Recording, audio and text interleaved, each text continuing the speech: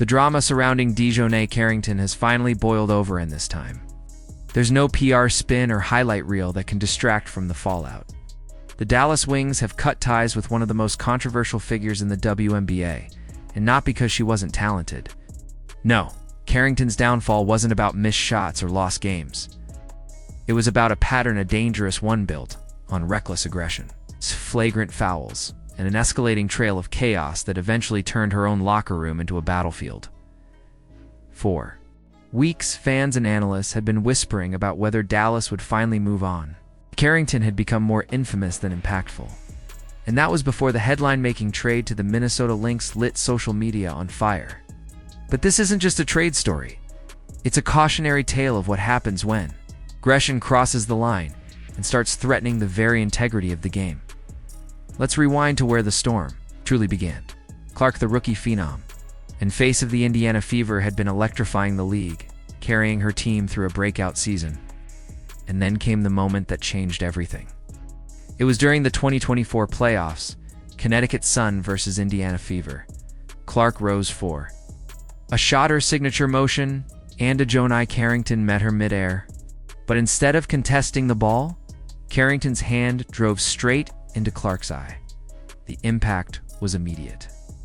Clark's head snapped back, her hand shot to her face, and just like that, the most watched player in the league had a black eye, an injury so visible, so brazen, that it became the defining image of that postseason. What followed wasn't remorse.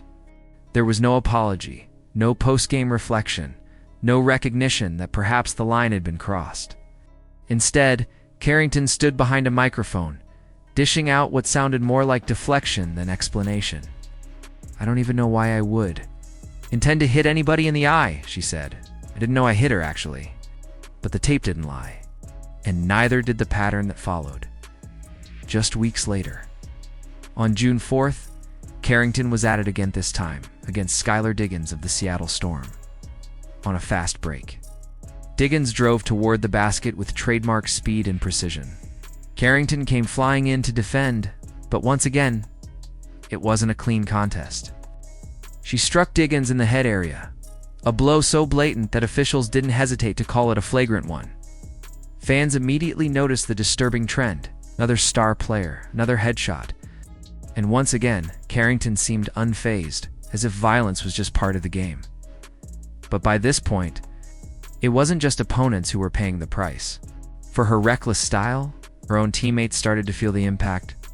Literally, May 21st, against the Minnesota Lynx, Jessica Shepard went up for a routine shot. Carrington charged in like a wrecking ball, trying to do what she does best: cause disruption. But in doing so, she made direct contact with Shepard's face while attempting a block. And in the chaos of that motion, she accidentally injured her own teammate, Paige Buchers. Let that sink in her pursuit of hurting an opponent, Carrington ended up nearly injuring one of the Wings' brightest stars. What kind of teammate are you when you can't even be trusted not to take out your own side? The reaction inside the locker room was palpable. Buchers looked stunned. Other teammates began expressing frustration. It wasn't just about losing games anymore. It was about safety. Players feared getting hurt by Carrington during practice, during games, even during routine plays. That's not tension, it's toxicity. And still, it got worse. May 30th, 2025. Dallas loses a tight game to the Chicago Sky, 97-92. Post-game tensions are high, but what happened next crossed into territory no one expected. During a heated exchange with referee Roy Gubion, Carrington's conduct escalated to the point where the official did something almost unheard of. He called for security. Let's be clear, these referees are trained professionals. They deal with angry players every night. Heated words, complaints about fouls, even technicals. They've seen it all, or seen it all. But to feel unsafe enough to request backup, that's a whole different level. According to those courtside, the moment was chilling. 1 second, it's a conversation. The next, the ref is signaling to a staffer, and security is being waved in. It was the first time many had seen anything like it in the WNBA.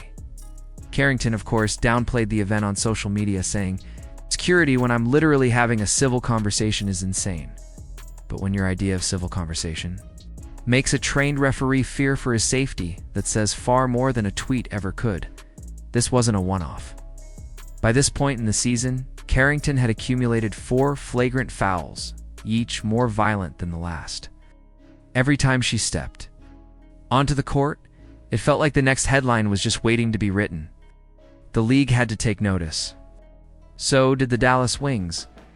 What started as a gritty defender with a mean streak had morphed into a public relations nightmare, and then, finally, the announcement dropped. Breaking: DiJonai Carrington had been traded to the Minnesota Lynx in exchange for Diamond Miller, Carly Samuelson, and a 2027 second-round pick. It was the kind of move fans had been begging for. A sigh of relief swept across Dallas's fandom. No more dirty plays, no more eye pokes, no more watching officials signal for security during post-game conferences. The franchise had finally decided that enough was enough. In return, Dallas landed real value. Diamond Miller, the second overall pick in the 2023 WNBA draft, had already made waves in her rookie season, averaging 12.1 points, 3.5 rebounds, and shooting an impressive 53.8% from deep in 2025. She's young, hungry, and best of all, she plays basketball the right way. Carly Samuelson, a steady veteran, may be recovering from foot surgery. She brings discipline and leadership without the drama. Dallas didn't just shed a player, they gained a future. Minnesota, meanwhile, took a risk. A big one, the Lynx, currently sitting at an impressive 24-5, are real contenders. Their eyes are set on taking down the reigning champions, the New York Liberty. So why gamble on a player who couldn't even stay in games during the fourth quarter? Why bring in someone whose own teammates felt physically endangered? Maybe they believe Cheryl Reeve can fix her. Maybe they think a championship culture can tame the chaos. But history tells us that some players don't change, they just switch jerseys. Carrington isn't a misunderstood enforcer. She's not the WNBA's version of Dennis Rodman. She's closer to Patrick Beverley, more bark than bite, and too reckless to trust when it matters most.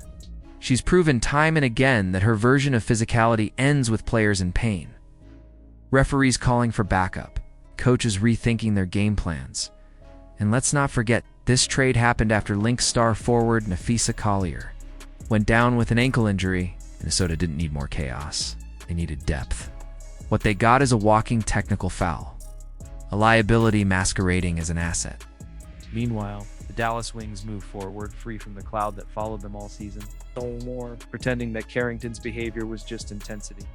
No more damage control after yet another flagrant foul. It's just basketball. Finally, Carrington's journey from eye-poking defender to trade headline is more than a story of one player. It's a reflection of how far the league is willing or unwilling to go in protecting its stars, upholding standards and prioritizing safety. The WNBA is evolving.